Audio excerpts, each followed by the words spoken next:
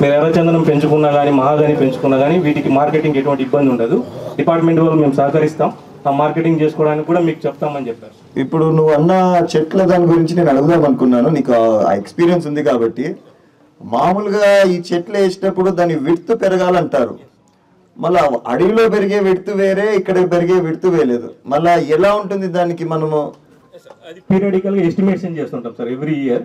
But అంత growth రాకపోయినా మనం లిమిటెడ్ బౌండరీ స్పీసెస్ నాటుకొని వాటికి కావాల్సిన ఇరిగేషన్ 6 months ఇరిగేషన్ ఇస్తే సార్, నెక్స్ట్ 6 months ఆటోమేటిక్గా మన ఫారెస్ట్లో పెరిగినంత ఇది కానీ ఇక్కడ బౌండరీ స్పీసెస్ పెరుగుతాయి సార్, టింబర్ స్పీసెస్.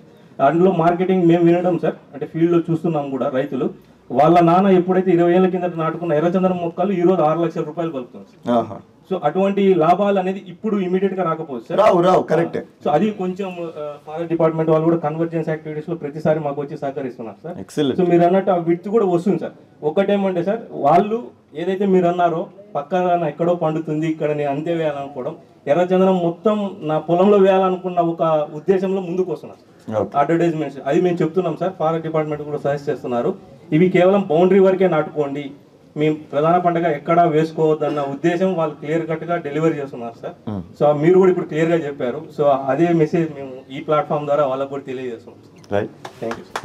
అంటే కాదు, ఇప్పుడు వాళ్ళు పెట్టుబడి పెట్టేది వేరే, మనం సాయం చేసేది వేరే. అందుకు ఆడ వాళ్ళు ప్రయత్నం చేస్తారు ఖచ్చితంగా.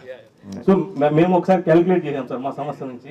మేము ఇచ్చేది పావులా అయితే వాళ్ళు 70% వాళ్ళే కష్టం. ఖచ్చితంగా వాళ్ళ కష్టం లేకపోతే ఎవరు దాన్ని పోయి చూసుకునేది? నీళ్ళు వదలాలా, మందు కొట్టాలా, అన్ని వాళ్ళే చూసుకోవచ్చు, దున్నాలా. నాకు మొక్కలు ఇక్కడ అన్లోడ్ కంటే డైరెక్ట్ గా రైతు పొలంలోనే ఎక్కువ బతుకుతాయి. తొందరగా ఎంత తొందరగా డిస్ట్రిబ్యూట్ చేస్తే అంత బాగా సర్వైవల్ ఇంప్రూవ్ అవుతుంది. రైతు పిల్లలలాగా చూసుకుంటున్నారని చాలా వరకు ఫీల్డ్ టీమ్ నుంచి కూడా వచ్చింది సార్. అందులో ముఖ్యంగా ఇక్కడ గోపాల్ స్వామి అని ఆయన బాగా సహకరించారు సార్. అంటే మాకు ఇక్కడ రెన్యూ సంస్థ మన కార్పొరేట్ సపోర్ట్ చేస్తున్నారు సార్. వాళ్ళు ఇంకో థర్డ్ పార్టీ కోషర్ అనే వాళ్ళని పంపించారు. అంటే ఇక్కడ ఫీల్డ్స్ ఎలా ఉన్నాయి అవి చెక్ చేయండి అని మనకి ఎలిజిబిలిటీ టెస్ట్ చేయించారు సార్. 2002 నుంచి 2024 వరకు అక్కడ మొక్కలు లేకపోతేనే మేము మొక్కలు సపోర్ట్ చేస్తామని ముందుకు వచ్చారు. అందులో 73 మంది రైతుల్లో 73 మందికి మనకి ఎలిజిబిలిటీ ఇచ్చారు ప్లాంటేషన్, ఫ్రీ ప్లాంటేషన్. వాళ్ళు ఫర్దర్గా మీరు అంటే ఎక్స్టెన్షన్ యాక్టివిటీస్ కూడా సపోర్ట్ చేస్తున్నారు. ఒకటైతే చెప్తా క్లియర్గా, మా ప్రాంత ప్రజలైతే కష్టజీవులు.